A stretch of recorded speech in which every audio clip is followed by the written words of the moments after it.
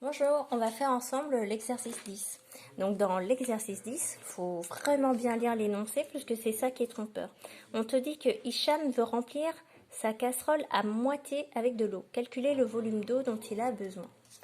Donc, on peut dire que la casserole, elle a la forme d'un cylindre. Et on va écrire les informations qu'on a. Alors, on sait que ça, là, ça veut dire le diamètre. Donc, si le diamètre fait 22 cm, alors ça veut dire que le rayon fait la moitié. On va faire 22 divisé par 2, ça fait 11 cm. Ensuite, on sait que la hauteur de la casserole, c'est 8 cm, mais on veut la remplir qu'à la moitié. Donc, la hauteur qu'il nous faut d'eau, c'est 8 divisé par 2, puisque c'est la moitié de la casserole. D'accord? Donc, ça va faire 4 cm. Et maintenant, on va écrire les informations dont on a besoin pour calculer le volume de notre cylindre. On a besoin de connaître. Ça, c'était les infos. Et maintenant, voilà comment on les utilise. On va écrire la hauteur. C'est 4 cm. Et maintenant, on a besoin de l'aire de la base. Alors, l'aire de la base, c'est l'aire d'un disque. Donc, ça va être pi fois rayon fois rayon. Et donc, ça devient pi fois 11 fois 11. Ou pi fois 11 au carré.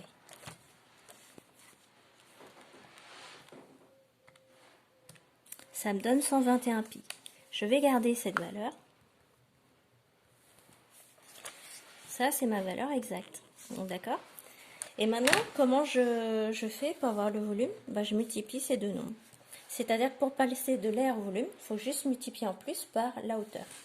Donc, je vais faire A fois H, c'est-à-dire 121 pi fois 4. Ça me donne 484 pi.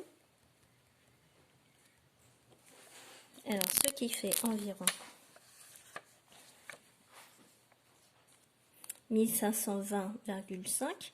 Donc, nous, on va dire que c'est 1521 parce que derrière, il y a un 5. À partir de 5, on arrondit au plus grand. Je vous rappelle que 1520,5, c'est entre 1520 et 1521.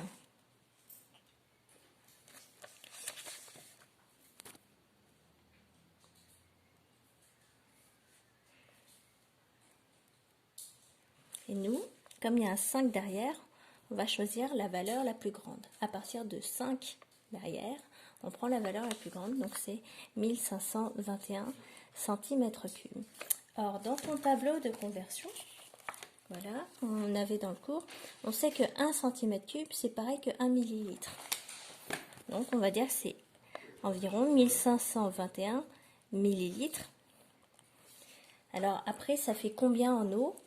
Eh bien, millilitres, centilitres, décilitres, litres. Donc, ça te fait environ 1,5 litre. Tu auras besoin d'à peu près 1,5 litre d'eau. Voilà. On va passer maintenant à la question 2. Donc, il faut faire une phrase réponse quand même. Hicham aura besoin. Alors, un peu plus ou un peu moins?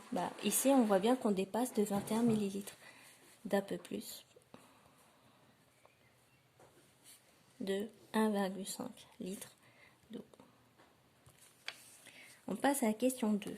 Alors, dans la question 2, on te dit la famille Dupont a déjà bu 3/4 de la brique de lait. Calcule le volume de lait qu'il leur reste. Alors, imagine. Ils en ont déjà bu quand tu as, par exemple, 1, 2, 3. Quand tu as 4/4, c'est toute ta brique de lait. Quand tu en as bu 3/4, voilà, il t'en reste donc plus que 1/4. Donc, on va fonctionner à l'envers et chercher combien il reste. Donc, quand on a bu 3/4, on est d'accord qu'il en reste 1/4. Donc, le volume de la brique, c'est celle d'un parallélépipède rectangle ou d'un pavé droit. Tu peux dire pavé droit, ça fait plus court. Et on peut réciter la formule directement, c'est longueur fois largeur fois hauteur. Et on va en prendre que 1/4. Donc, on va faire fois 1/4.